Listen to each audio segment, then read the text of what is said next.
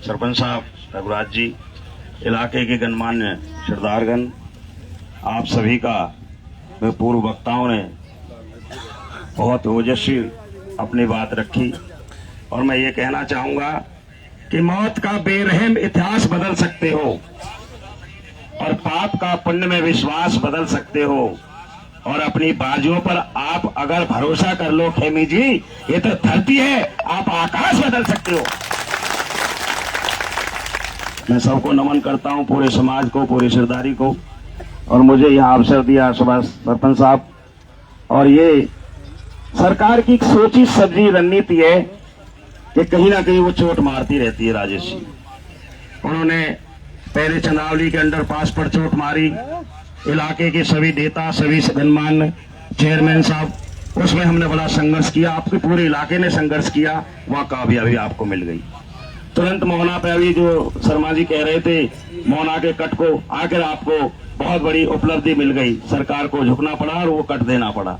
सोते में आकर के इस कूड़े को डाल रहे थे, वही आप सरदार थे इलाके के, 25 गांवों की वो पंचायत थी, आप सब थे, और तुरंत उसको उन्हें वापस लेना पड़ा क्योंकि अपनी राजनीति उन्हें करनी थी, निकट भविष्य में चुनाव आ रहा था।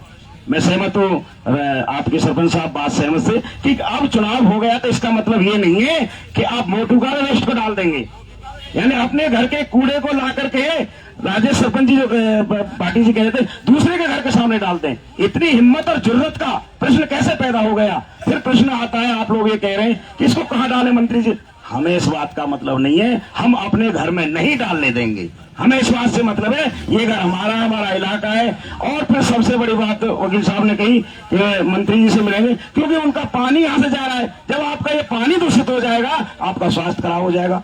खैर, इससे हमें राजनीति करने से कोई मतलब नहीं है। मैं ये कहना चाहता हूं कि आप एक संघर्ष समिति बनाइए और संघर्ष समिति में सारे मंत्री हैं, हमारे विपुल जी हैं, गौरव गौतम जी हैं, और आपका ये राजेश नागर जी हैं, पूर्व मंत्री मूलचंद जी, सबसे ये दरख्वास्त लगाएंगे, सबसे मिलेंगे। और एक आह्वान करता हूं युवा सेवा संगठन की तरफ से, चेयरमैन साहब, जितने लोगों की आपको जरूरत पड़े, रैली करने की जरूरत पड़े, बॉर्डर से बॉर्डर तक हमारे 108 गांव ब्रांच है, चांट में, घोड़ी में, सब में, हम आपसे कंधे के कंधा मिला करके ये काम नहीं होने देंगे, आपके साथ ताकत के साथ लगेंगे। लेकिन फिर भी मैं एक सुझाव देता हूं, कमेटियों में रहा हूं, पीछे जो मिलते जुलते रहे, राजेश जी भी उसका अध्यक्षता कर रहे थे, कि आप इन सबसे मिले, हम आपके साथ रहेंगे।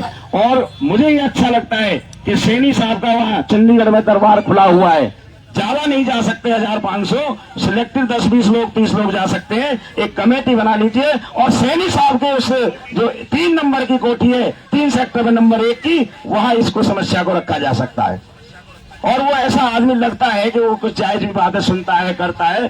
तो हम अपना पूरा प्रयास रखें। और इन्हीं शब्दों के साथ मुझे यहाँ टाइम दिया, बोलने का अवसर दिया, मैं पूरे समाज का ऋणी हूँ। सरपंच साहब, आपका बहुत बहुत धन्यवाद करता हूँ। सुभाष जी, आपने सबको संबोधित किया, आप बहुत अच्छी शैली में सबको साध रहे हैं। और मैं तो यही कहना चाहूंगा कि वो गुलशन जिसे सींचा है शहीदों ने नहीं देकर, हमारे बुजुर्गों ने ये जमीन हमें दी है, और वो गुलशन जिसे सींचा है शहीदों ने लहू देकर, उसे नफरत की आंधी से बचाने की जरूरत है।